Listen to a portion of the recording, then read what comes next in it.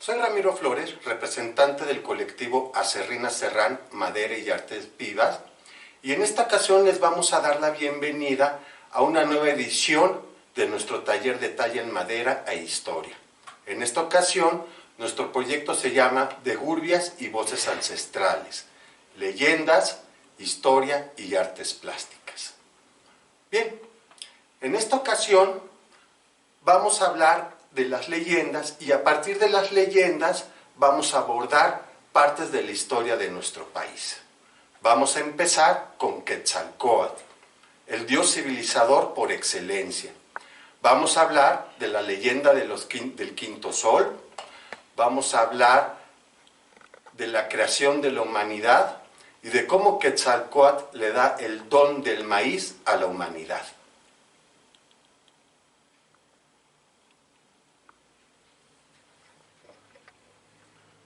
Bien, de acuerdo con la mitología azteca, el primer sol fue el sol de tierra, y en este sol habitaban gigantes. Quetzalcóatl hizo que la bóveda celeste colapsara, sumiendo al mundo en la oscuridad. Entonces, los jaguares devoraron a los gigantes. El segundo sol es el sol de viento. En este sol, Tezcatlipoca hizo que violentos vientos y torbellinos destruyeran al mundo. Los hombres de esta era se subieron a los árboles para escapar a la catástrofe y se transformaron en monos. El tercer sol es el sol de fuego. Quetzalcóatl desencadenó una lluvia de fuego que terminó con el mundo y los hombres de esta edad se transformaron en guajolotes. El cuarto sol es el sol de agua. Ahora, Tezcatlipoca provocó un diluvio que inundó el mundo y los hombres se transformaron en todas las especies de peces que conocemos actualmente. Tras cumplir esta labor, los dioses se reunieron en Teotihuacán y decidieron crear el quinto sol. Y determinaron que para lograr su cometido, uno de ellos se debe de sacrificar arrojándose a una gran hoguera. Tecocistecatl, un dios vanidoso y presumido, se ofreció para cumplir esta tarea. Los dioses decidieron que por precaución debería de haber otro candidato, pero nadie se ofreció. Nadie, salvo un dios muy humilde y muy pobre, Nanahuatl, un dios enfermo, cojo y buboso. Llegado el momento del sacrificio, Tecocistecatl intentó arrojarse a la hoguera durante 4 ocasiones, pero en las 4 ocasiones no tuvo el valor para cumplir esta misión. En cambio, Nanahuatl no lo dudó y se arrojó a la hoguera.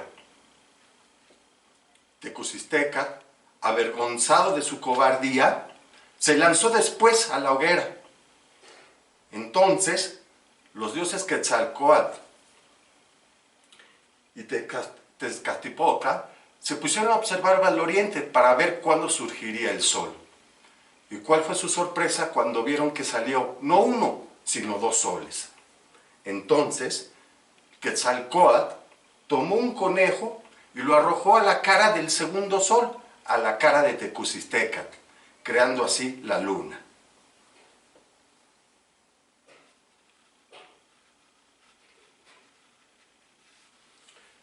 Entonces los dioses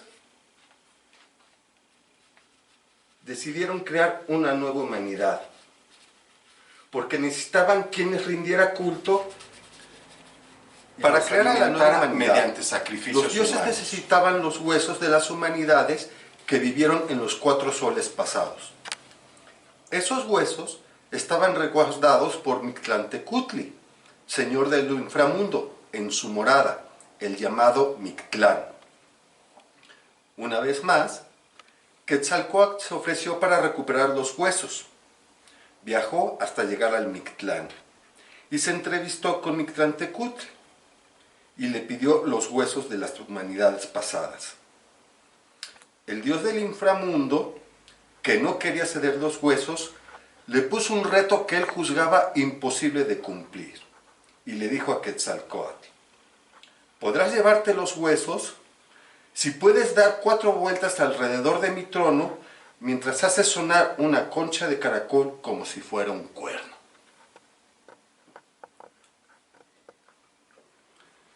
Mictlantecutli no quería que Quetzalcóatl se llevara los huesos. Por eso le dio una concha de caracol que no tenía agujeros, por lo que no se podía hacerla sonar.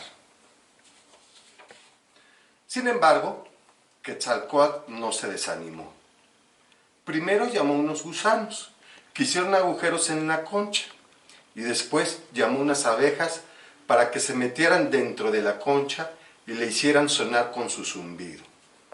De esta manera, Quetzalcóatl pudo cumplir el reto de Mictlantecutli y dar las 4 vueltas alrededor del trono del Señor del Inframundo, mientras tocaba la concha de caracol. Entonces, Mictlantecutli tuvo que ceder los huesos, pero no se resignaba a dejar partir a Quetzalcóatl con su premio. Por ello, le ordenó a sus sirvientes que cavaran un agujero por donde Quetzalcóatl iba a pasar. El dios del viento cayó en la trampa y murió debido a la caída. Pero su nahual acudió en su ayuda y lo revivió. Ni tardo ni perezoso, Quetzalcóatl escapó entonces con los huesos de los hombres de las edades pasadas y se reunió con los demás dioses para crear a la nueva humanidad. Para cumplir este cometido, Quetzalcóatl mismo puso su sangre sobre los huesos y así revivió a la humanidad del quinto sol.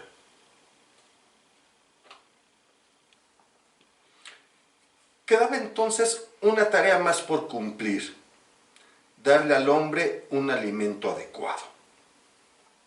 Quetzalcóatl, una vez más, fue el encargado de cumplir esta misión. Viajó por todo el mundo, sufriendo toda clase de peripecias, hasta que un día observó una pequeña hormiga roja que llevaba un grano de maíz sobre su espalda. Quetzalcóatl se dirigió a la hormiguita roja y le pidió que le dijera dónde había conseguido ese grano de maíz. Pero la hormiga ni siquiera le respondió. Entonces, el dios del viento recurrió a su sabiduría. Se transformó en una hormiga negra. Y negra porque el negro es el color de la sabiduría. Así transformada en hormiga negra, se acercó a la hormiga roja y le pidió que le ayudara porque tenía mucha hambre. La hormiga roja se apiadó de su hermana la hormiga negra y lo llevó a un lugar secreto, el llamado Tonacatépetl, conocido como la montaña de los mantenimientos, la montaña de la comida. Ahí, Quetzalcóatl tomó un grano de maíz y se fue hacia los dioses y les dio a probar el maíz. Los dioses vieron que era bueno y se lo dieron entonces de comer a los hombres y vieron que era el alimento que necesitaban para que los hombres prosperaran. Sin embargo, aquí se toparon con un problema. No podían sacar todo el maíz que estaba encerrado en el Tonacatépetl.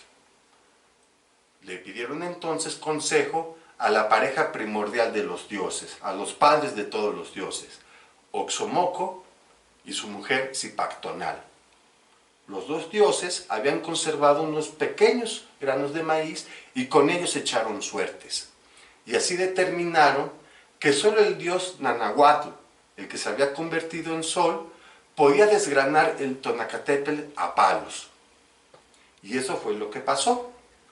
Mientras Nanahuatl desgranaba el cerro de los mantenimientos a palos, los tlaloques, que son los ayudantes del dios Tlaloc, el dios de la lluvia, acudieron raudos y veloces a llevarse todos los granos de maíz y se los llevaron a los hombres.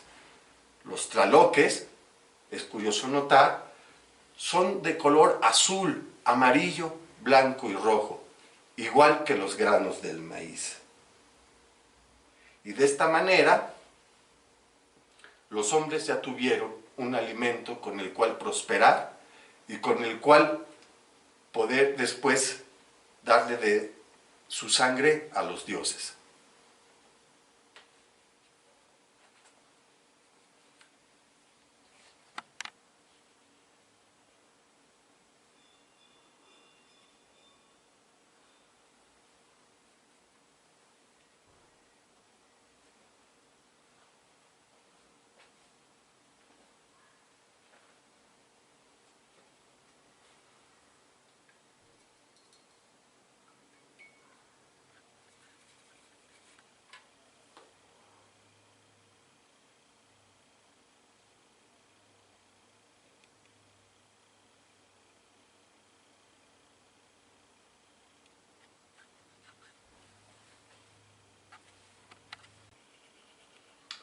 Bien, como hemos podido ver en el relato pasado, Quetzalcóatl es uno de los dioses más importantes de los aztecas. Es el benefactor de la humanidad y es el héroe civilizador por excelencia. Por ejemplo, en los anales de Cuautitlán, Quetzalcóatl es descrito como un gobernante virtuoso, sabio, justo, aficionado a las artes y a los oficios, los cuales florecieron en Tula, en el estado de Hidalgo, hasta tal magnitud que esta ciudad de los toltecas se convirtió en el poder hegemónico durante 250 años, extendiendo su influencia y cultura por toda Mesoamérica. De hecho, su influencia también se extendió en el tiempo. Para los aztecas, cuyo imperio floreció cuando Tula ya tenía siglos de estar abandonada, la toltequidad, en náhuatl toltecayotl, era sinónimo de destreza artística, de refinamiento cultural y de riqueza. La toltecayotl era un referente de esplendor cultural, un modelo a imitar, modelo que es el legado de Quetzalcóatl. Y este legado consta de la escritura, el calendario, la música, el estudio de los movimientos de los astros y las artes. Todo ello otorgado generosamente al hombre por Quetzalcóatl, quien trataba a la humanidad con bondad y rectitud.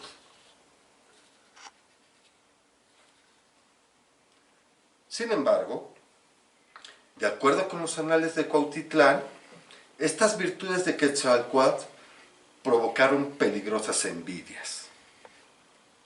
En Tula, un grupo de sacerdotes lo emborrachó y lo engañó para que yaciera con su hermana, Quetzalpetatl. La vergüenza por su debilidad al haber probado el alcohol y ceder ante la tentación de la carne, provocó que Quetzalcóatl abandonara Tula y se marchara con rumbo al oriente. Al llegar a la costa, se embarcó, aunque la tradición asegura que regresaría.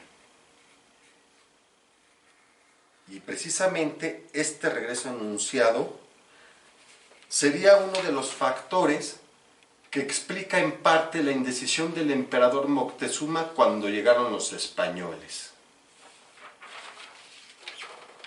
El dignatario azteca creyó que Cortés y sus huestes eran Quetzalcóatl y sus seguidores que regresaban a recuperar su trono.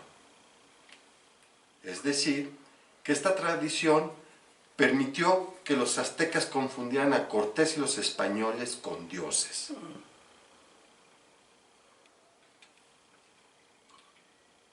En cierta medida, esta confusión es muy explicable si tenemos en cuenta que Quetzalcóatl era una de las deidades más populares.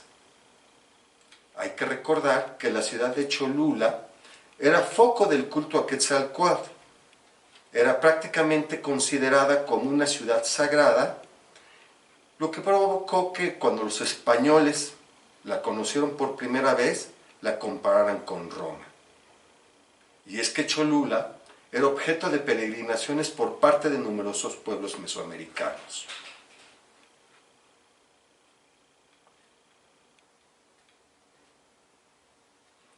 Por otra parte, la leyenda de los 5 soles pone en evidencia parte de la cosmovisión de los aztecas. Ellos creían en el destino. Y no solo creían que su destino ya estaba escrito, sino que también tenían la idea de que el tiempo era de carácter cíclico, es decir, que la historia se repite en cierta forma. Esta idea era contraria al libre albedrío que postulaba el catolicismo, por lo que fue rechazada y combatida por los misioneros encargados de la evangelización.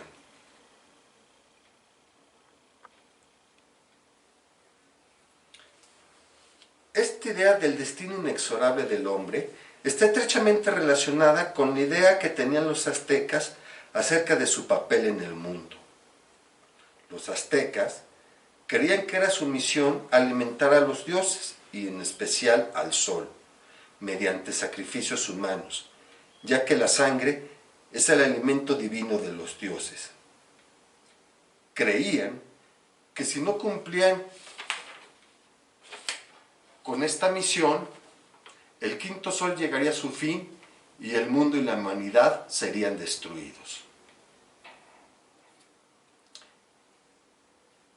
Esta necesidad de alimentar a los dioses es la causa del militarismo e el imperialismo azteca. Se trataba de hacer la guerra para conseguir cautivos destinados a los sacrificios. Y estos sacrificios, hay que mencionarlo, eran la forma en que los aztecas pagaban la deuda contraída con los dioses por su propio autosacrificio. El sacrificio de Nanahuatl para convertirse en el quinto sol. El sacrificio de todos los dioses que se inmolaron para imprimirle movimiento al sol. Y el sacrificio del Quetzalcóatl, que dio generosamente su sangre para rociar con ella los huesos de la humanidad y revivir a los hombres. De esta forma, los aztecas se consideraban como el pueblo elegido por los dioses para llevar a cabo una misión divina, impedir el fin del mundo. Por último, la parte final de esta leyenda sobre las peripecias de Quetzalcóatl para concebir el vital maíz y dárselo a los hombres es un claro indicio de la importancia de este grano para las culturas mesoamericanas.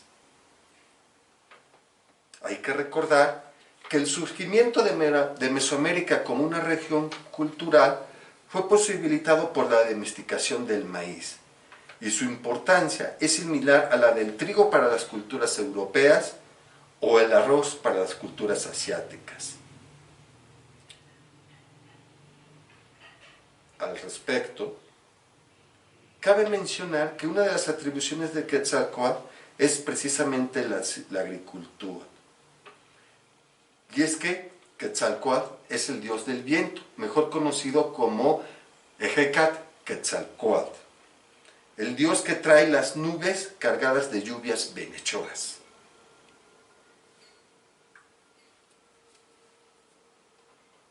Ya para concluir, hablaremos del Tonacatete, la montaña de los mantenimientos, la montaña de las comidas. En las culturas mesoamericanas, las montañas eran lugares sagrados que permitían establecer una comunicación con los dioses. Es por ello que en muchos cerros y montañas había templos para realizar ceremonias, mientras otros cerros y montañas eran objeto de peregrinaciones.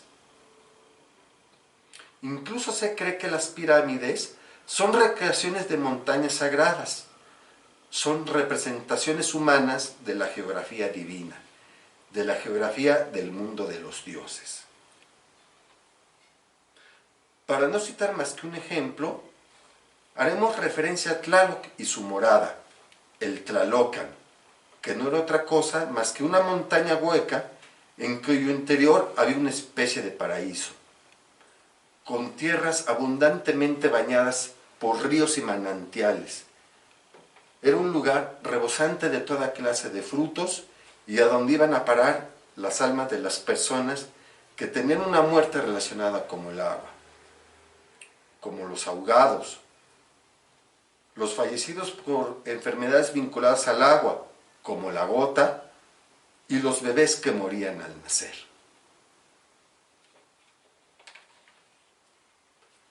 Pues bueno, esta fue la primera entrega de esta edición 2021 del programa de colectivos culturales comunitarios de la Secretaría de Cultura del Gobierno de la Ciudad de México. Les agradecemos mucho su atención y los esperamos para la próxima entrega, en donde abordaremos ahora una leyenda tlaxcalteca. Gracias y hasta luego.